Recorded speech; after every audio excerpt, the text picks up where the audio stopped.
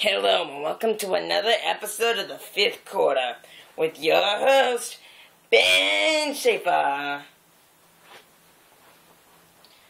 Hey guys, yes, it's that time again, another episode of the Fifth Quarter. Now, let's kick things off today talking about baseball's hot stove. As you baseball fans know, hot stove is basically the time of the off-season where trade talks happen, free agent signings, new managers, awards are handed out, stuff like that. But the player I'm going to be talking about this week is going to be Josh Hamilton. Now, he had a stellar year with the Texas Rangers in 2012, and he is on the free agent market, and people are saying he's going to go to teams like either Milwaukee, Texas, or Philadelphia, but I think they're saying most likely Milwaukee or Texas now. The Rangers already pitched him a 3-year deal, and I remember hearing last week that he wants an offer of something like $175 million. Now, that is a lot of money and a lot of promise. Now, I would never think about giving $100 million to a guy who gets hurt a lot or has problems with alcohol like Josh Hamilton has. But playing-wise, he's earned it, but if I were the Texas Rangers, I would at least consider going after him before I saw him sign with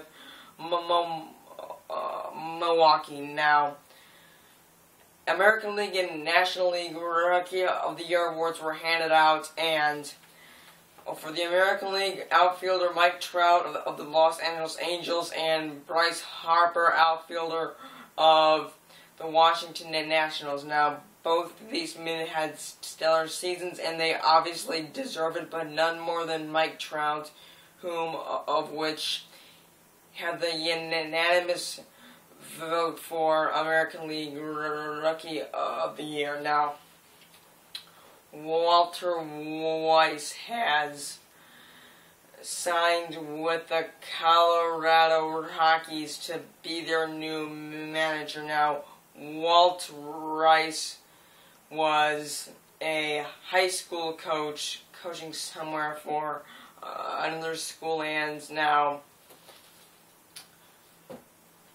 I'm not going to say that he can't be a good manager his first year, because we all saw Robin Ventura do it with the White Sox, and he almost took them to the playoffs, so I'm not going to say no to Walt Weiss yet, because I think he could do it. It's just going to be hard. Now, on to football. Football games. We had some good ones. Indianapolis, Jacksonville. Indianapolis won. Baltimore over Oakland, Denver over Carolina, Cincinnati over New York, Tennessee over Miami, Detroit over Minnesota, and New England over Buffalo, Atlanta over New Orleans, Tampa Bay over San Diego, Seattle over the Jets, Dallas over Phillies, St. Louis and the 49ers ended in a tie.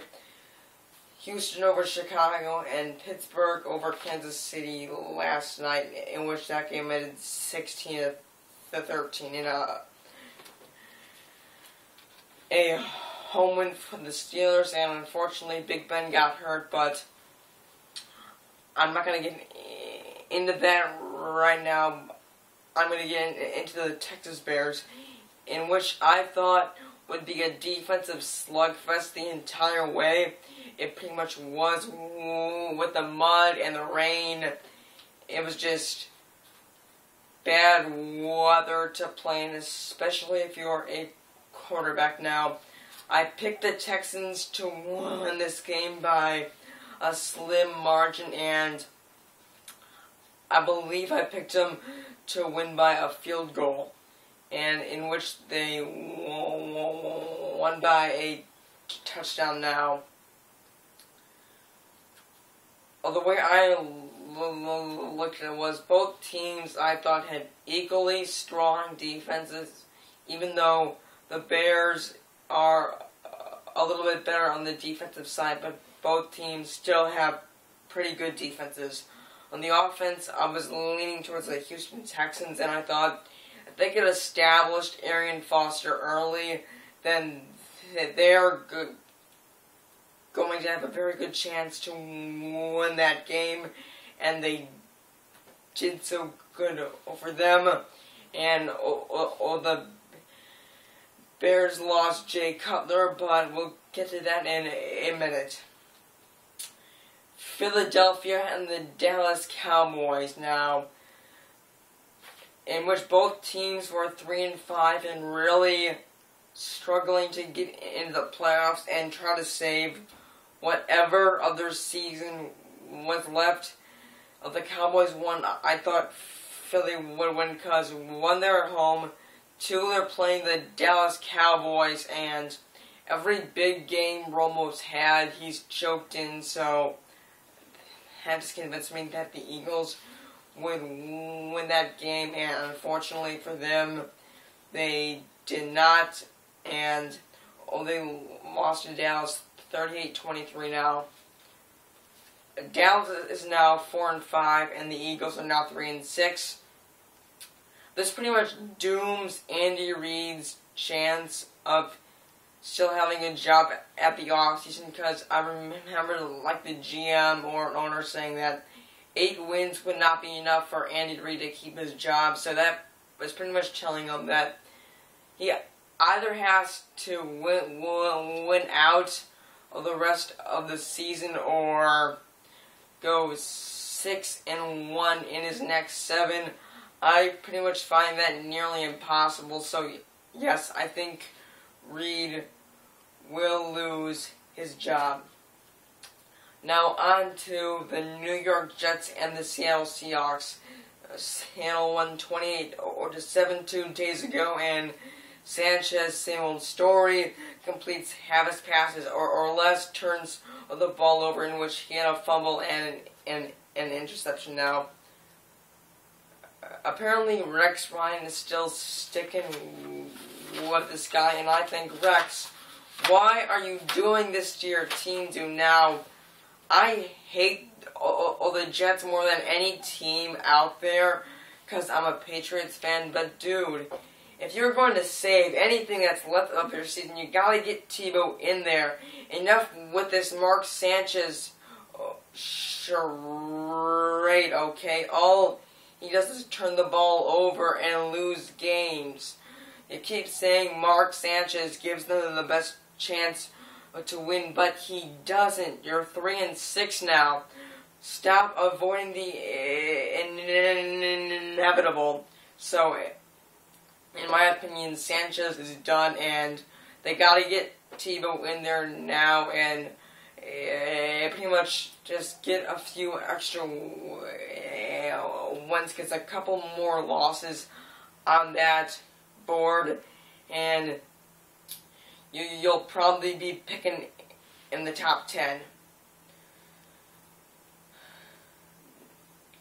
Cutler, Alex Smith, and Michael Vick. Now, Jay Cutler sustained an injury Sunday night against the Texans. It was a concussion. Now, they don't know how severe it is yet, and so obviously the thing with concussions is he could be out a week, or he could be out their entire season, because without concussion, you gotta go 7 consecutive days with no concussion symptoms. So he could go Monday, Tuesday, Wednesday, have symptoms on Thursday, and he's gonna start all over again. Alex Smith concussion, Michael Vick concussion, so these guys need to take these injuries seriously. And Bears 49ers, I still think that the 49ers will win this game because they're at home and want, once again, another defensive slugfest. Well, the Falcons have fallen to the New Orleans Saints by a score of 31-27. The Falcons gave it a valiant effort, but I knew that they would lose to the Saints because I picked the Saints to pull off the upset. Now, the way I look at this is that I think the Falcons are just going to be one of those teams that win 14 or 15 games in the season and they just bounce out in the divisional round, and they're just not themselves in that game, and or they make a bunch of stupid mistakes and they lose that way, or they lose in the NFC Championship. The way I look at it, I think the 49ers and Packers are going to be playing for the NFC Championship. Speaking of the 49ers, they tied with the Rams on Sunday, and that was the league's first tie since Week 11 of 2008 when the Eagles tied the Bengals 13-13 out. In that game, both teams played so bad, none of them deserved to win. In the 49ers game, that was actually a very good game. Both teams played well, but neither could pull out the win, and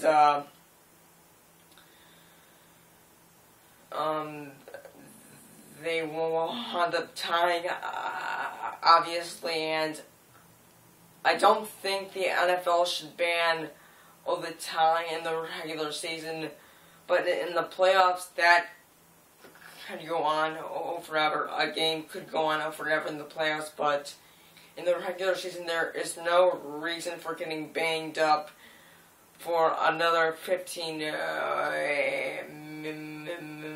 minutes. Just either win or lose a game. Now, we are hitting the 13-14 minute mark, and I will be back for the part 2.